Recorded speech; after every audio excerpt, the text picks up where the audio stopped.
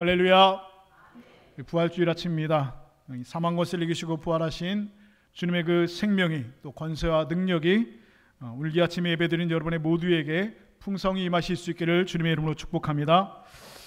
예수님께서 무덤에 묻히신 지 사흘째 되던 날 이른 새벽에 몇 사람의 여인들이 예수님의 무덤을 찾아왔다라고 하면서 오늘 본문은 시작을 하고 있습니다. 성경은 사복음서를 통하여서 이 여인들의 이름을 우리에게 구체적으로 진술해주고 있는데요. 첫 번째 여인은 바로 막달라 마리아라고 하는 여인입니다. 이 여인은 오늘 본문에도 기록되어 있는 것처럼 전에 7 귀신이 걸렸다가 예수님께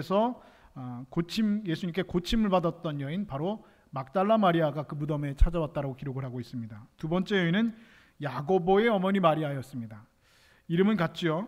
예수님의 그 육신의 아버지인 요셉의 형제로 알려진 글로바의 아내인 그 야고보의 어머니 이 마리아가 찾아왔다라고 기록을 하고 있고, 또 세 번째 여인은 살로메, 다시 말해서 예수님의 제자였던 야고보와 요한의 어머니였고, 또 예수님의 어머니 마리아의 동생으로 알려진 여인이 바로 이 살로메라고 하는 여인입니다. 그리고 네 번째 여인은 헤롯 안디바의 집안의 청지기인 구사의 아내 요한나가 이 무덤을 방문했다라고 기록을 하고 있습니다. 이렇게 이 네 명의 여인이 부활하신 예수님의 그 무덤에 새벽에 찾아왔다라고 성경은 우리에게 기록하고 있습니다.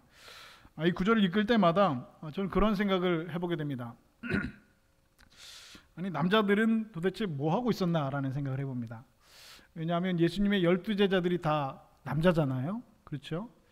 당시에는 굉장히 남성 중심의 사회였는데 예수님의 제자들도 남자들이고, 베드로는 그러면 뭐 하고 있고, 야고보, 요한은 뭐 하고 있나? 자기 어머니가 무덤에 가셨는데 어머니 따라 무덤이라도 가지, 야고보, 요한은 왜 없고 왜 이 여자들만 그날 새벽에 무덤을 찾아갔을까? 라고 하는 생각을 해봅니다. 그런데 요한복음 20장을 보면 그 제자들이 그 시간에 뭐 하고 있었는지 기록을 하고 있는데요. 요한복음 20장이 이렇게 기록합니다. 제자들이 두려워하여 모인 곳에 문을 닫았다 기록하고 있습니다. 다시 말해서 제자들은 예수님께서 겟세마네 동산에서 체포하는 그 순간에 다 뿔뿔이 도망쳤습니다. 그리고 자신도 예수님처럼 잡힐까봐, 나도 예수님처럼 체포되어서 신문을 받고 혹시라도 유대인의 왕의 이 졸개들이라는 이 죄명을 뒤집어 쓰고 십자가에서 죽을까봐 집에 들어가서 문을 닫고 숨어 있었다, 두려워했다라고 성경은 분명히 기록하고 있습니다. 그래서 예수님께서 부활하셨다는 소식을 처음 들었던 사람들도 여인들이었고, 그리고 예수님께서 부활하신 예수님을 직접 눈으로 본 사람들도 여자들이었다라고 오늘 성경은 우리에게 기록하고 있습니다. 오늘 본문 9절은 이 여인들이 부활하신 주님과 만났던 이 내용을 이렇게 우리에게 자세히 기록합니다. 9절 말씀 함께 봅니다. 예수께서 안식 후 첫날 이른 아침에 살아나신 후 전에 7 귀신을 쫓아내어 주신 막달라 마리아에게 먼저 보이시나니 기록합니다. 그리고 이 내용을 마태복음 28장에서는 이렇게 기록하고 있습니다. 그 여자들이 무서움과 큰 기쁨으로 빨리 무덤을 떠나 제자들에게 알리려고 다름질할세 예수께서 그들을 만나 이르시되 평안하냐 하시거늘 여자들이 나가 그 발을 붙잡고 경배하니 라고 말씀하고 있습니다. 제 생각에는 부활하신 예수님께서 나타나셨다면 제일 먼저 베드로에게 나타나시는 것이 맞지 않나라는 생각을 해봅니다. 제가 만약에 예수님이라면 베드로에게 제일 먼저 나타나서 야 이놈아, 너가 나 3번이나 부인했지 어떻게 네가 나를 이렇게 배신할 수 있느냐라면서 호통이라도 칠 텐데 예수님은 그러지 않으셨습니다. 베드로에게 먼저 나타나지 않으셨습니다. 아니면 사랑하는 제자들 야고보와 요한이 있으니까 제자들에게 먼저 나타나실 것이지, 왜 하필이면 제자들도 아닌 성경에 잘 기록되지도 있지 않는 이 여인들에게 예수님께서 먼저 나타나셨을까라는 생각을 해보았습니다. 그런데 예전에 어떤 분이 그 문제에 대해서 저에게 아주 명쾌한 해답을 주신 적이 있습니다. 그분이 이렇게 말씀하셨습니다. 부활하신 예수님께서 왜 맨 처음 여자들에게 나타나신지 아느냐? 그것은 바로 예수님의 부활의 소식이 될 수 있으면 빨리 퍼져나기 위해서 원하셨기 때문이다 라고 했다는 겁니다. 그 말을 듣고 굉장히 설득력 있다고 생각했습니다. 이런 남자들은 말을 잘 못하잖아요. 근데 여자들은 말을 잘합니다. 그래서 논리적으로 예수님을 보았다라고 하는 소식들을 증거할 수 있기 때문에 여자들에게 예수님께서 그 부활의 소식을 먼저 전해주셨다라고 생각을 합니다. 그런데 역설적이게도 이 유대 사회에는 굉장히 남성 중심의 사회였기 때문에 남자가, 예를 들어서 예수님의 제자들이 남자들이었으니 남자가 이분이 부활하셨다라고 하면 그걸 믿는 사람들이 있지만 여자의 말을 믿는 사람들은 거의 없었습니다. 다시 말해서 재판장에서 세리와 이방인과 여자들의 말은 공식적인 증언으로 채택이 않은 경우들이 있었다는 것이죠. 그런데 예수님께서는 그럼에도 불구하고 여자들에게 먼저 나타나셔서 그들에게 그 모습을 보이셨다는 겁니다. 남자들 베드로, 야고보, 요한 아니라 여자들, 그 4명의 여자들에게 먼저 예수님께서 나타나셨다는 겁니다. 그것은 예수님의 부활의 소식이 될 수 있으면 빨리 전파되기 위하였다는 것이죠. 예수님께서 죽음의 권세를 이기시고 다시 살아나셨다는 이런 증거들, 그 소식들, 이런 인류 역사를 통해서 이 소식만큼 여러분 기쁜 소식은 없습니다. 그래서 이 복음은 온 천하 만민에게 빨리 퍼져나가야 됩니다. 그래서 예수님께서는 이 여자들에게, 이 여인들에게 먼저 나타나셔서 예수 부활의 소식을, 나의 부활의 소식을 여인들에게 먼저 보이셨다는 것이죠. 어찌되었든 부활하신 주님을 가장 처음 만난 것은 분명히 여인들이었습니다.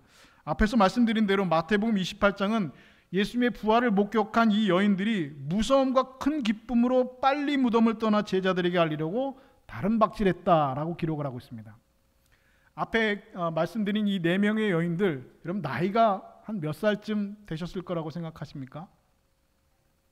네, 다 꽤 나이가 중년 이상의 여인들입니다. 그렇죠? 아들이 예수님의 제자니까, 그렇죠? 그리고 예수님의 친척되고 이렇게 보니까 최소한 40 중반 넘은 여인들임에 분명합니다. 그런데 이 여인들이 예수님의 부활하신 것을 보고 이 소식을 빨리 전하려고, 제자들에게 빨리 전하려고 어떻게 했다고요? 다름박질했답니다. 막 뛰었답니다. 한번 상상을 한번 해보실까요?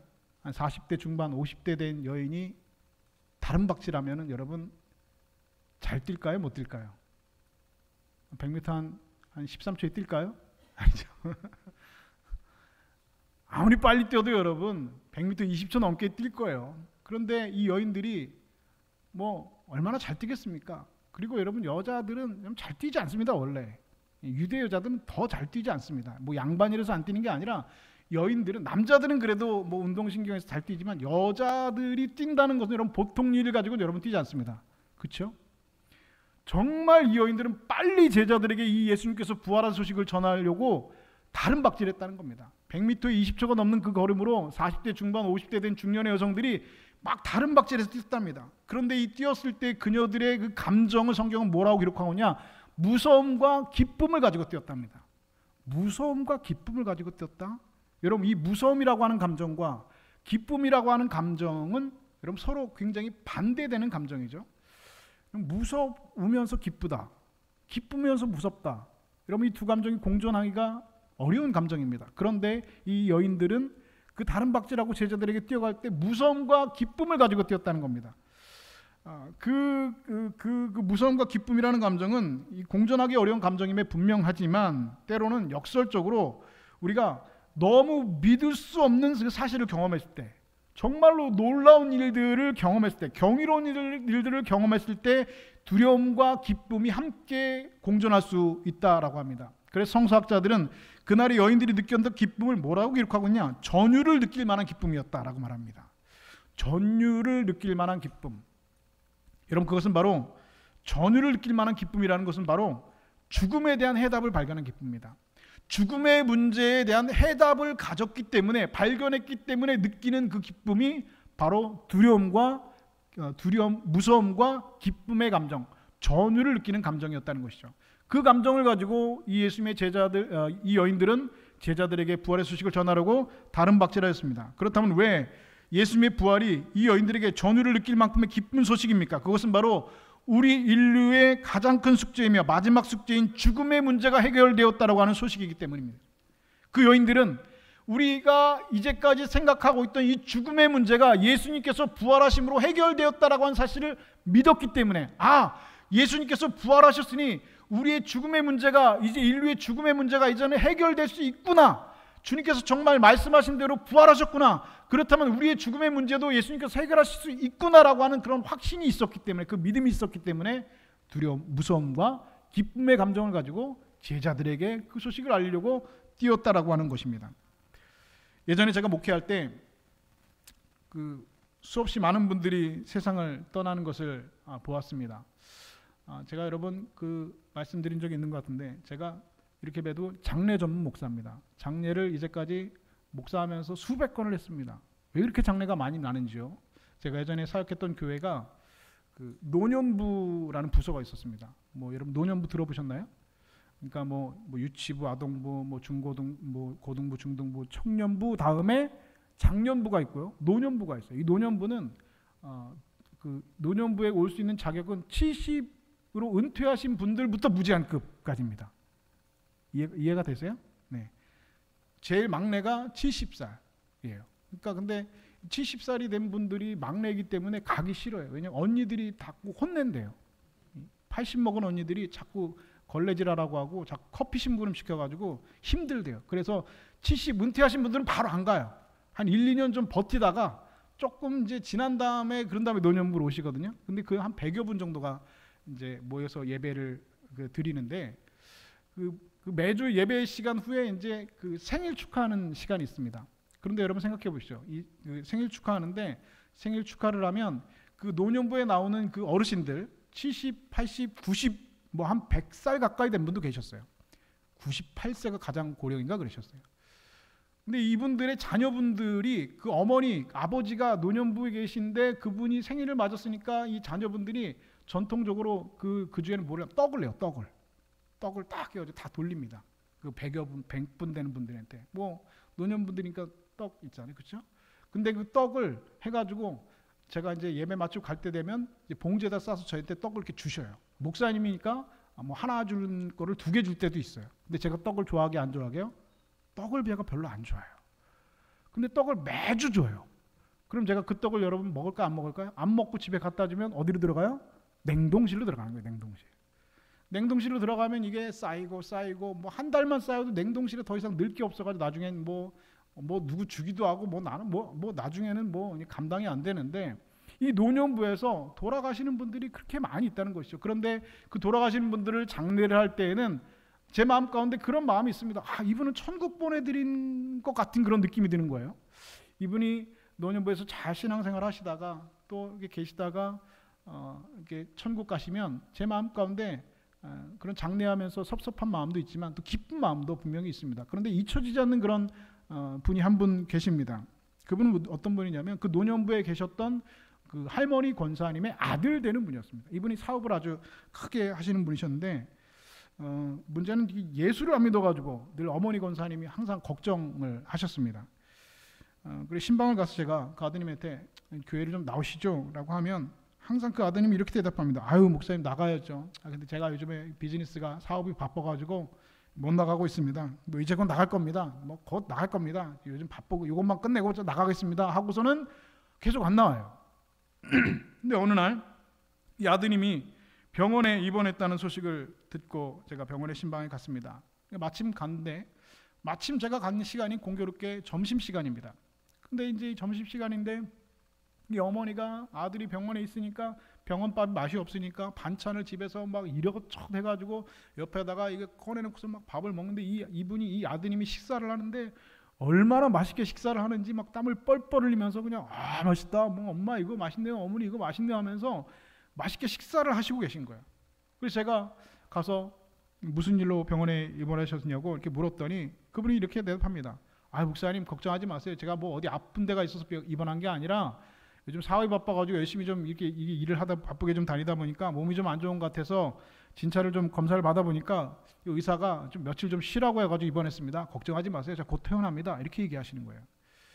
그러면서 하는 말이 목사님 제가 요즘에 비즈니스가 엄청 바쁩니다. 제가 빨리 퇴원해가지고 나가서 일 좀 봐야 됩니다. 라고 이렇게 얘기를 하시는 겁니다. 그런데 곁에 같이 서 있던 그 어머니 권사님이 저의 팔을 이렇게 끌면서 복도로 이제 끌고 나가시면서 그분이 갑자기 울음을 터뜨리시더니 이렇게 말씀하십니다. 목사님, 제 아들이 간암이래요. 얼마 못 살 거래요. 하면서 우시는 거예요. 그 뒤로 몇 번 더 찾아가서 제가 예수 믿을 것을 권면했는데 끝내 자신은 할 일이 많다고, 아직은 때가 아니라고, 지금 제가 엄청 바쁘다고 끝까지 그분은 예수를 고백하지 않았습니다. 그리고 얼마 후에 그분은 세상을 떠나고 말았습니다. 장례를 치르고 돌아오는 길에 제 머릿속에 지금까지 지워지지 않는 두 가지가 있습니다. 하나는 뭐냐, 제가 그 신방 갔을 때 병실에서 아주 맛있게 밥을 먹고 있는 그분의 모습입니다. 그리고 두 번째는 요즘 얼마나 바쁜지 몰라요 하고 말했던 그 목소리가 아직도 잊혀지지가 않습니다. 여러분, 우리 인생에 근본적이고 궁극적인 문제가 있다면 여러분, 그것은 무엇입니까? 그것은 바로 죽음의 문제입니다. 아무도 이 죽음을 피해갈 수가 없습니다. 죽음은 모든 사람을 오늘 지배하고 있습니다. 그래서 로마서는 사망이 왕노릇하고 있다고 합니다. 죽음이 우리의 인생에 왕노릇하고 있고 우리를 지배하고 있다라고 로마서는 분명히 우리에게 말하고 있습니다. 여러분, 그렇습니다. 우리 중 누구도 죽음의 지배에서 종속되지 않은 사람, 이 죽음에서 여러분 자유로운 사람은 여러분 단 한 사람도 존재하지 않습니다. 여러분은 자신의 죽음에 대해서 가끔 생각을 하십니까? 어느 날 내 눈이 감겨지고 다시 떠지지가 않습니다. 감겨진 눈이 뜰 힘이 사라졌습니다. 따뜻했던 몸이 점점 차갑게 식어갑니다. 내 인생, 때로는 인생이 아름다웠고 또 기쁨에 겨워서 웃을 때도 있었고 마음 아파서 눈물 흘리던 적도 있었지만 그래도 살아있어서 즐거웠던 내 인생, 이런 내 모든 삶이 이 죽음을 뒤로 한 채로 다시는 돌아오지 못할 길을 떠나게 됩니다. 그리고 시간이 지나면 이 세상의 사람들은 아무도 나를 찾지 않을 것이고, 그리고 이 세상에 남아있는 사람들은 내 이름조차 기억하지 못하게 될 것입니다. 여러분, 우리 인생이라는 것은 이렇게 참으로 허무합니다. 그렇게 무엇인가를 이뤄보겠다고 발버둥 치며 살다가 결국은 그 한 줌의 흙으로 돌아가는 것, 여러분, 이것이 오늘 우리의 인생이라고 하는 것입니다. 우리가 이 세상에서 중요하다고 생각하는 문제들도 여러분 죽음 앞에서는 아무것도 아닙니다. 죽음은 우리의 모든 문제들을 덮어버리는 가장 큰 우리의 인생의 문제입니다. 이 세상에 살았던 사람들 중에 아무도 이 죽음의 문제를 그래서 해결한 사람은 없습니다. 아니, 해결할 수가 없습니다. 왜냐하면 인간의 죽음의 문제는 의학의 문제도 아니고, 인간의 죽음의 문제는 생리학적인 문제도 아니고, 경제적인 문제도 아니고, 사회적인 문제도 아니기 때문에 그렇습니다. 여러분, 한국의 40대 사망률이 세계 1위라고 합니다. 우리나라는 안 좋은 거 일이 많이 하는데 40대 사망률이 1위랍니다. 1위. 그러니까 40대 분들이 갑자기 돌아가신 분들이 많다는 것이죠. 여러 가지 방법으로 그 원인을 분석을 하고 있는데 왜 40대 사망률이 1위인가라고 하는 것을 분석하는 것보다 저는 그 사망률이라고 하는 단어가 참 묘한 단어라는 생각이 듭니다. 여러분, 사망률이라는 말은 사망할 확률이란 말입니다.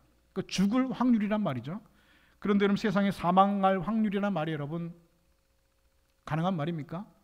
사망할 확률이라는 말이 여러분 존재하는 말입니까? 그것은 여러분 확률이 아니라 죽음은 여러분 필연적인 사실입니다. 조금 더 오래 살고 조금 더 일찍 가는 차이가 있을 뿐 죽을 확률은 여러분, 우리 모두는 여러분 100%입니다. 우리는 모두 죽습니다. 필연적으로 100% 죽기로 예정되어 있습니다. 사망률이라고 하는 말은 우리 인생에 존재하지 않습니다. 사망할 확률은 우리 모두 100%입니다. 아무도 이 죽음에서 예외일 수 있는 사람은 존재하지 않습니다. 그렇다면 이 죽음의 문제에 대한 해답을 있겠습니까? 세상은 이 죽음의 문제에 우리를 해답을 주지 못하고 있습니다. 철학도 이 대답을 갖고 있지 못합니다. 발전되는 인류의 생명과학도 단지 인간의 수명 연장을 연구하는 것일 뿐 죽음에 대한 궁극적인 해답을 여러분 갖고 있지 못합니다. 우리가 죽어야 될 시간을 조금 더 연장시키는 것을 연구하고 있을 따름입니다. 그런데 여러분, 그리스도께서 사망 권세를, 죽음의 권세를 이기시고 부활하셨다면 오늘 저와 여러분이 그것이 해답이 되는 줄로 믿습니다. 오늘 우리는 이 죽음에 대한 분명한 해답을 갖고 있다라고 하는 사실입니다. 그리스도인은 예수 그리스도께서 사망 권세를 이기셨다고 부활한 사실을 믿는 그리스도인들은 이 죽음에 대한 분명한 해답을 갖고 있는 자들입니다. 그렇다면 우리가 어떻게 여러분 흥분할 일이 아니겠습니까? 그렇다면 우리가 어떻게 기뻐하지 않을 수가 있겠습니까? 예수 그리스도의 부활은 여러분 스스로 자신의 부활에서 끝나는 것이 결코 아닙니다. 예수라고 한 역사적인 예수 한 사람의 부활에서 끝나는 것이 결코 아닙니다. 예수님께서는 나는 부활이요 생명이, 나를 믿는 자는 죽어도 살겠고 살아서 나를 믿는 자는 영원히 죽지 아니할 것이라 우리에게 말씀하셨습니다. 이런 선언을 한 사람은 과거에도 없었고 이제도 없고 앞으로도 없을 것입니다. 죽음은 여러분 죄로부터 온 것입니다. 죄의 싹은 사망이라 성경은 분명히 말하고 있습니다. 죄의 값이 사망이기 때문에 여러분 이 사망이라고 하는 것은, 죽음이라고 하는 것은 반드시 죄로부터 온 것인 겁니다. 그래서 어떤 사람이 죽었다는 것은 죄의 문제를 해결하지 못했기 때문입니다. 죄의 문제를 해결하지 못했기 때문에 죄의 싹스로 사망한 겁니다. 죽은 겁니다. 그래서 석가모니도 죽었고, 여러분 그래서 공자도 죽었고 마호메트도 죽었습니다. 자신의 죄의 문제를 해결하지 못한 죽은 사람들은 여러분 절대로 다른 사람을 구원할 수 있는 능력이 존재하지 않습니다. 그러나 예수 그리스도는 죽음에서 부활하심으로, 사망 권세를 이기시고 부활하심으로 이 죽음의 문제를 완벽하게 해결하셨습니다. 오늘 예수 그리스도의 부활을 믿으심으로 죄의 문제를 해결받고, 나의 죄의 문제를 해결받고 영원한 생명으로 구원받는 저와 여러분 다 되실 수 있기를 우리 주님의 이름으로 간절히 축복합니다. 오늘 우리는 이 죽음에 대한 분명한 해답을 갖고 있는 사람이 됩니다. 그것은 죽음의 원인이 우리의 죄에 있다라고 하는 사실입니다. 그것이 여러분 해답입니다. 십자가 달리신 예수님은 우리의 죄를 지신 분입니다. 우리는 우리의 더러운 죄를 그분께서 하나하나 벗기시고 우리의 죄를 자신의 몸에 온전히 다 뒤집어 쓰셨습니다. 그리고 죄인이 되어서 여러분 그 지옥의 자리에, 그 고통의 자리에 스스로 들어가셔서 아버지여 나를 어찌하여 나를 버리시나이까 절구하시면서 죽음 가운데로, 사망 가운데로, 지옥의 자리로 그분은 스스로 떨어지셨습니다. 그리고 사람들은 예수님의 시체를 무덤에 묻고 커다란 바위로 그 무덤의 문을 굳게 닫아버렸습니다. 그런데 예수님께서는 무덤에 묻히신 지 사흘이 지난 이른 새벽 당신께서 말씀하신 대로 다시 살아나셨습니다. 부활하셨습니다. 굳게 닫힌 문을 열어 제끼고 그분은 부활하셨습니다. 우리는 가장 두려워하는 우리의 죽음의 문제를, 인간의 죽음의 문제를 그분은 부활하심으로 단번에 해결하셨습니다. 그리고 이제 그분을 믿는 자는 그분을 떠나서 부활의 영광이 동참하게 될 것이라 우리에게 분명히 약속해 주셨습니다. 하나님이 세상을 이처럼 사랑하사 독생자를 주셨으니 이는 그를 믿는 자마다 멸망하지 않고 영생을 얻게 하려 하심이라 우리에게 분명히 약속해 주셨습니다. 나는 부활이요 생명이니 나를 믿는 자는 죽어도 살겠고 무릇 살아서 나를 믿는 자는 영원히 죽지 아니할 것이라 우리에게 분명히 주님께서는 약속해 주셨습니다. 그러므로 누구든지 예수 그리스도께서 내 죄를 대신 지시고 십자가에 달린 사실을 믿는 자는 여러분 다 구원을 얻게 되는 줄로 믿습니다. 뿐만 아니라 누구든지 예수님께서 사망의 권세를 이기시고 죽음의 권세를 깨뜨리시고 죽음에서 다시 살리심의 사실을 믿는 사람은 부활의 생명, 영원한 생명을 얻게 될 줄로 믿습니다. 그럼에도 불구하고 어떤 사람들은 예수님의 부활을 믿지 못하겠다 하는 사람들이 있습니다. 어떻게 죽었던 사람들이 다시 살아날 수 있겠냐라는 말입니다. 여러분 예수 믿지 않는 사람들 중에 예수님의 부활을 믿지 못하는 사람들 얼마든지 있을 수 있습니다. 그러나 여러분 오늘날 교회 안에도 예수님의 부활을 온전히 믿지 못하는 사람들이 있다라고 하는 사실입니다. 지금 여기 계신 분들 중에서도 부활절 예배를 드리고 있지만 예수님께서 부활하셨다 목사가 힘껏 목에 핏대를 높여서 외치고 있지만, 예수님께서 부활하셨습니다 라고 외치고 있지만 마음속 한구석에는 진짜로 사람이 죽었다 살아나나? 그게 가능한 일인가? 그게 상식적으로, 그게 과학적으로 가능한 일인가? 라고 말씀하시고 생각하시는 분들이 계실 수 있습니다. 왜냐하면 오늘 본문을 보면 믿지 아니하니라고만 말이 여러분 총 3번 나옵니다. 제자들도 안 믿었다는 겁니다. 분명히 예수님께서 내가 십자가를 지고 3일 만에 부활할 것이라 주님께서는 말씀하셨습니다. 이 제자들은 이전에 예수님께서 죽은 나사로를 살리신 것을 눈으로 목격한 사람입니다. 그럼에도 불구하고 예수님께서 부활하셨다는 그 여자들의 말을 듣고도 믿지 않았다는 겁니다. 제자들도 안 믿었는데 우리가 안 믿는 거, 보지도 못하고 예수님 만난 적도 없는데 그 부활을 믿지 못한 것 얼마든지 여러분 있을 수 있습니다. 맨 먼저 예수님 제자들에게 달려가서 내가 부활하신 예수님 만났습니다 했지만 그들은 모두 예수님 믿지 않았습니다. 엠마오로 가는 2 제자들도 부활하신 예수님을 만난 다음에 데려가서 다른 제자들에게 이 소식을 전했지만 그들도 역시 예수님의 부활의 소식을 믿지 못했습니다. 그리고 부활하신 예수님을 직접 만났던 도마는 내가 예수님의 손에 못자국에 내 손을 넣어보지 않고는 믿지 못하겠다라고 말했습니다. 예수님 뭐라고 말씀하십니까? 보지 않고 믿는 자가 복되다 말씀하셨습니다. 죽었다 살아난 사람이 다시 살아난다는 것은 인간의 상식을 벗어나는 일입니다. 특별히 오늘 21세기 첨단 과학의 시대를 살아가는 현대인들에게 예수님께서 죽은 사람이 다시 살아나는 것은 이 과학적 상식, 물리법칙을 벗어나는 일이기 때문에 오늘도 많은 사람들은 예수님의 부활을 믿지 못하겠다라고 말합니다. 1978년 미국 뉴욕에서 대학 교수인 아버지와 간호사인 어머니 사이에서 태어난 건강한 남자아이가 있었습니다. 그 아이의 이름은 조엘 소넨버그라고 하는 아이입니다. 이쁘게 생겼죠? 얼마나 잘생겼는지 모릅니다. 이렇게 유복한 가정에서 남부를 것 없이 자란 어느 날 1979년 9월 15일 생후 20개월이 된 조엘은 고속도로에서 교통사고가 나서 전신 85%의 3도 화상을 입었습니다. 손가락과 발가락이 모두 없어지고 코와 입과 귀와 심지어 눈꺼풀까지 다 사라졌습니다. 그런 그가 학교를 다니면서 축구선수를 했고 농구선수로 활약을 했고 산악자전과 클레이 사격의 명수로 이름을 날렸습니다. 고등학교 때는 전교 학생회장을 지냈고 그리고 테일러 대학에서 학사학위를 받았고 콜롬비아 대학에서 석사학위를 받았습니다. 그리고 지난 2016년 이 조엘은 한국에 방문하기도 했습니다.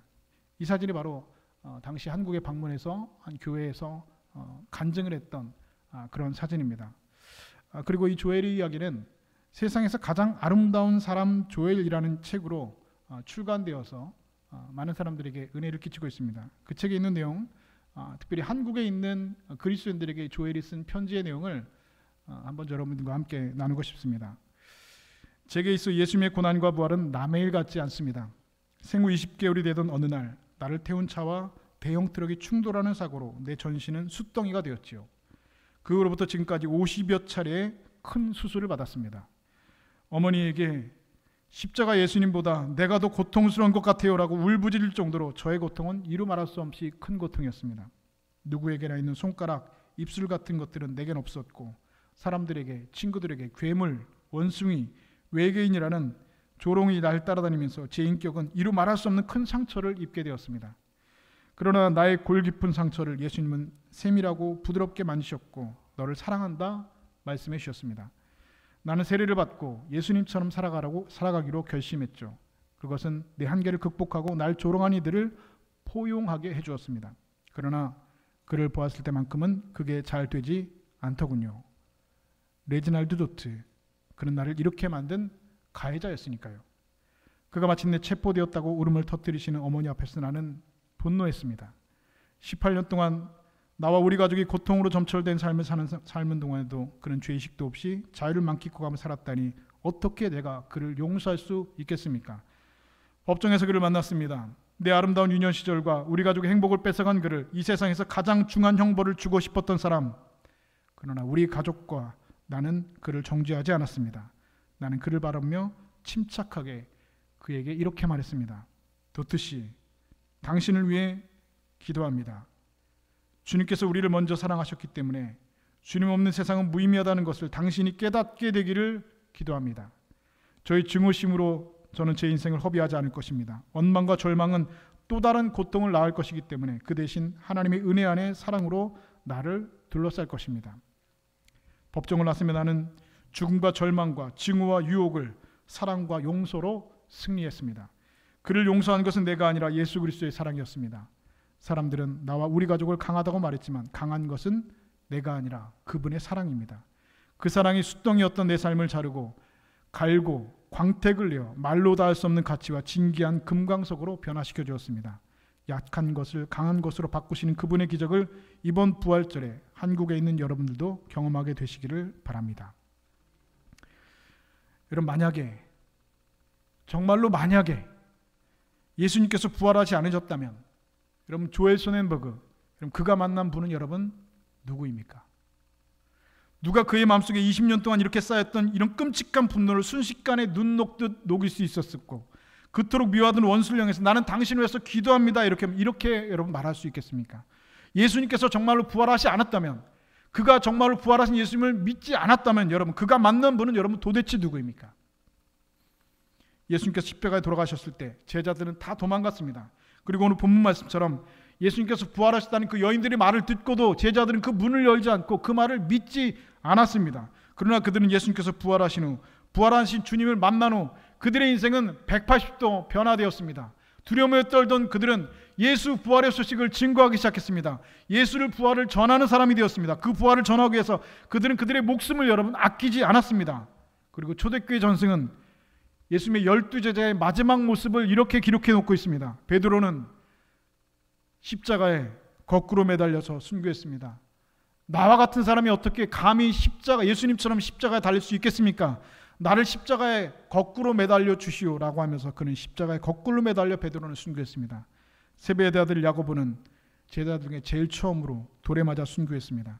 요한은 끓는 기름가마에 던져졌지만 하나님께서 기적으로 살려주셨고 이후에 밤모섬에 유배되어서 요한계시록으로 기록하고 제자들 등 유일하게 자연사한 사람이 되었습니다. 안드레는 아시아에서 복음 전하다가 십자가에 달려 순교했고 빌립은 북아시아에서 복음 전하다가 역시 십자가에서 순교했습니다. 바돌로메는 여러 나라를 다니며 복음 전하다가 십자가에 순교했고 마태는 에티오피아에서 복음 전하다가 창에 찔려 순교했습니다. 도마는 파티아와 인도에서 복음 전하다가 창에 몸이 관통하여 순교하였고 알페오와 아들 야고보는 유대인에게 돌로 맞아 뇌손상으로 순교했습니다. 다데오는 에다에서에서 복음 전하다가 역시 십자가에 달려 순교하였고 시몬은 아프리카와 영국에서 복음 전하다가 십자가에 달려 역시 순교했습니다. 가룟 유다 대신 제자가 된 마띠아는 예루살렘에서 목이 잘려 순교했습니다. 그리고 마지막 그의 제자 사도 바울은 내가 로마도 보아야 하리라. 그리고 로마로 자진하에 들어가서 그 로마에서 도끼에 목이 잘려 순교해서 죽었다고 초대교회 전승은 1세기 그리스도인은 우리에게 분명히 전해주고 있습니다. 여러분, 그렇다면 그들이 만난 예수님은 누구입니까? 그들이 만난 부활하신 예수님은 여러분 도대체 누구입니까? 만약 예수님께서 부활하신 예수님을 그들이 만나지 않았다면 그들은 누구를 위해서 그들의 목숨을 이렇게 던질 수 있었습니까? 오늘 본문 7절에 이런 말씀이 있습니다. 가서 그의 제자들과 베드로에게 이르기를 예수께서 너희보다 먼저 갈릴리로 가시나니 전에 너희에게 말씀하신 대로 너희가 거기서 배우리라 하라 하는지라. 예수님께서 살아났다는 소식을 제자들에게 특별히 베드로에게 전하라라고 말씀하고 있습니다. 그럼 베드로는 어떤 사람입니까? 예수님께 붙잡히자 나는 절대로 예수님 알지 못한다고 그 작은 계집종 앞에서 예수님을 부인하고 저주까지 했던 사람입니다. 그런데 나중에 그가 어떻게 변합니까? 사도행전 4장을 보면 베드로가 부활하신 예수님을 전했다가 붙잡혔을 때 대제사장인 가야바와 안나스 앞에서 안나스가 베드로를 이렇게 위협합니다. 다시는 예수의 이름으로 말하지도 말고 가르치지도 말라. 베드로를 이렇게 위협했습니다. 그 말에 그 위협에 베드로는 뭐라고 대답합니까? 우리는 보고 들은 것을 말하지 아니할 수 없다라고 베드로는 증언했습니다. 내가 보고 내가 들은 것을 나는 전하지 아니할 수 없다라고 단언하고 있습니다. 그가 듣고 본 것을 죽음의 위협 앞에서 당당하게 그는 증거했다는 것입니다. 베드로는 3장 15절에서 이렇게 말합니다. 너희가 생명의 주를 죽였도다. 그러나 하나님이 죽은 자 가운데서 그를 살리셨으니 우리가 이 일의 증인이라. 내가 증인이라는 겁니다. 베드로, 내가 이 모든 일에 증인이라는 겁니다. 내가 보았고 내가 들었고 내가 그 모든 일의 증인이라고 베드로는 스스로 고백하고 있습니다. 그가 본 것은 부활하신 예수님이었습니다. 그가 들은 것은 부활하신 예수님의 음성이었습니다. 너희는 온 천하에 다니며 만민에게 복음을 전파하라. 바로 이와 같은 예수님의 음성이었습니다. 그래서 부활하신 예수님을 만난 베드로는 이 명령을 받들어 온 천하 만민에게 복음을 전하는 부활의 증인의 삶을 살다가 베드로는 십자가에 거꾸로 매달려 순교하는 자리까지로 나가게 되었습니다. 사랑하는 여러분, 어쩌면 오늘 본문의 이 베드로의 모습은 저와 여러분의 모습일지도 모릅니다. 예수님 위해서 목숨 바치겠다고, 예수님 위해서 무엇이건 하겠다고, 헌신하겠다고 장담했다가도 위기를 만나면, 어려움을 만나면 예수님 모른다고 부인하던 베드로, 그 모습은 오늘 저와 여러분의 모습입니다. 그런데 부활하신 예수님께서는 그 소식을 가장 먼저 베드로에게 전해달라고 말씀하셨습니다. 오늘 예수님께서는 우리에게도 부활의 소식을 전하십니다. 그리고 오늘 본문 마지막 절 15절은 우리에게 이와 같이 말씀하고 있습니다. 너희는 온 천하에 다니며 만민에게 복음을 전파하라. 할렐루야. 너희는 온 천하에 다니며 만민에게 복음을 전파하라. 이 말씀은 여러분 베드로에게 하신 말씀이 아니라 오늘 부활의 권세와 사망 권세를 이기시고 부활의 영생을 얻은 오늘 저와 여러분에게도 주님께서 마지막으로 하신 말씀은 너희는 온 천하에 다니며 만민에게 복음을 전파하라 말씀하셨습니다. 여러분, 복음이 무엇입니까? 예수님께서 부활하셨다는 소식입니다. 그분께서 나를 위해서 사망 권세를 이기시고 죽음의 권세를 이기시고 나의 죽음의 문제를 해결하시고 부활하셨다. 그렇기 때문에 그 부활의 소식을 믿는 사람들은 다 영생을 얻을 것이다 라고 하는 사실이 여러분 복음입니다. 그 복음을 전파하라. 만민에게 전파하라. 베드로에게, 그리고 오늘 저와 여러분에게 말씀하셨습니다. 우리 주님께서 죽음의 문제를 해결하시고 사망 권세를 이기시고 나와 당신을 위해서 부활하셨다는 말씀이 오늘 저와 여러분에게 복음이고, 그리고 우리가 전해야 될 복음이라는 사실입니다. 오늘 이 명령을 받들어서 하나님이 죽은 자 가운데서 그를 살리셨으니 우리가 이 일의 증인이라, 베드로가 고백했던 것처럼 오늘 우리도 내가 그 일의 증인이라, 내가 예수 부활의 증인이고 그분의 음성을 들었고 내가 그분을 만났고 그분과 함께 동행하고 그분으로 말미암아 나는 영생할 것이란 건 부활의 증인이라고 담대하게 세상을 향하여서, 그리고 우리 주변을 향하여서, 그리고 온 세상 만민에게 그 부활의 복음을 증거할 수 있는, 담대하게 외칠 수 있는 저와 여러분 다 되실 수 있기를 우리 주님의 이름으로 간절히 축원드립니다.